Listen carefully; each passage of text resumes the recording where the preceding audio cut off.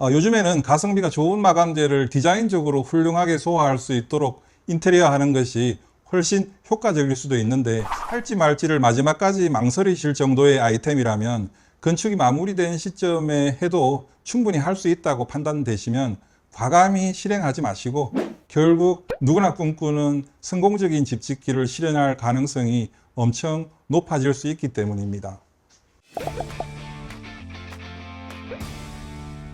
주택 신축은 누구에게나 인생 전체를 통틀어서 엄청난 이벤트가 아닐 수 없을 것입니다. 그도 그럴 것이, 누구나 성공적인 집 짓기를 바라지만 모든 사람이 성공적이지 않기 때문이기도 할 것입니다. 게다가 살아생전 가장 큰 쇼핑이라고 여길 정도로 건축 시 소요되는 비용이 억소리가 날 정도로 만만치 않기 때문이기도 하죠. 오늘은 제가 유튜브 영상이나 상담 드릴 때 주구장창 실용적인 집 짓기를 외치는 이유에 관해서 한번 말씀드려 볼까 하는데요. 오늘도 영상 끝까지 시청하시기 바랍니다. 안녕하세요. 로아스홈스 팀장입니다. 도심 속 단독주택이든 시골의 전원주택을 계획 중이신 예비건축주 입장에서 보면 인생 일대의 가장 큰 이벤트이지만 가족 전체의 속사정은 꿈을 실현한다는 기쁨만 넘쳐나진 않는 것이 사실일 것입니다. 다시 말해서 효과적인 건축 계획을 통해서 어떤 시공사와 인연이 되느냐에 따라서 최종 결과는 확연히 달라질 수 있기 때문일 것입니다. 따라서 예비건축주의 마음은 주택 신축이 완료되는 그 시점까지 설렘 반, 근심, 걱정 반으로 건축에 임하시는 경우가 일반적이실 겁니다.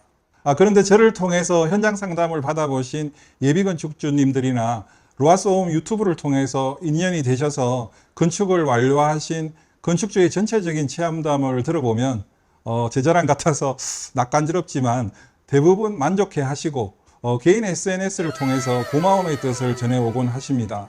수많은 아이템을 무조건적으로 권해드리기보다는 하지 마셨으면 또는 한 번 더 재고해 보시기를 권해드리는 등으로 가급적 실용적인 건축을 하실 수 있도록 많이 제안을 드려왔습니다. 그러다 보니까 저의 오랜 경험과 이미 건축을 하신 건축주님들의 의견을 객관적으로 수렴한 결과에 근거해서 냉정하게 추천드리는 아이템과 비추천하는 아이템을 해당 건축주의 조건에 맞춰서 건축 상담을 드리곤 합니다. 제가 이처럼 누구에게나 실용적인 건축을 부르짖는 데는 몇 가지 이유가 있습니다. 단독주택이든 전원주택이든 집을 건물의 소유라는 가치보다는 내가 살아생전에 건강하게 머무를 수 있는 보금자리로 생각하는 주거의 가치에 더욱 비중을 두고 건축을 하십사 하는 의도가 가장 중요하다고 생각하기 때문이기도 합니다. 다시 말해서 결국 수억 들여서 단독주택의 꿈을 실현하시겠지만 주택 신축이 완료되는 순간 여러 상황에 따라서 다소 차이는 있을 수 있지만 건물의 가치는 무조건 떨어진다고 보는 것이 일반적인 시각입니다. 물론 살다 보면 토지가, 다시 말해서 땅값은 오를 가능성이 있지만 건축의 가치는 무조건 떨어진다는 점을 감안해서 무조건 실용적인 집 짓기를 하시라고 제안 드리는 것입니다. 두 번째는 같은 맥락일 수도 있겠지만 고급주택 개념으로 무조건 마감재를 고가 위주로 적용한다고 해서 인테리어 디자인에 있어서도 반드시 고급스러움으로 표현하지 못하는 경우도 적지 않기 때문입니다.